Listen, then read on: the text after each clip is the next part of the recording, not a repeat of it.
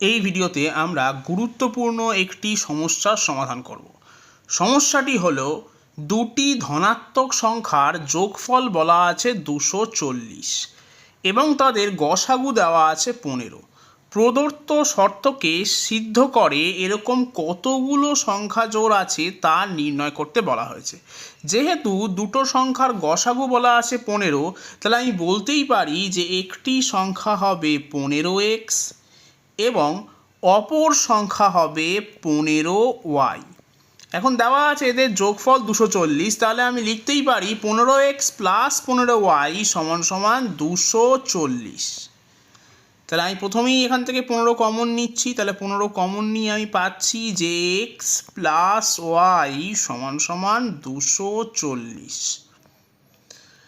তাহলে এখান থেকে আমি পাচ্ছি x প্লাস ওয়াই সমান সমান 240/15, তার মানে হবে 16। এবার নিয়মটা হলো x এবং y এর মান আমি এমনভাবে নেব যাতে কি না x এবং y পরস্পর মৌলিক হয়, অর্থাৎ তাদের মধ্যে এক ছাড়া আর অন্য কোনো সাধারণ উৎপাদক না থাকে। তাহলে এক্ষেত্রে x এর মান যদি 1 হয় তাহলে y এর মান হবে 15।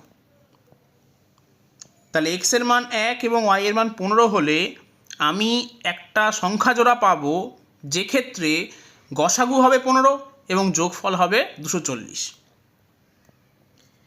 এবার আমি ধরছি যে x এর মান 3, তাহলে y এর মান হবে 13।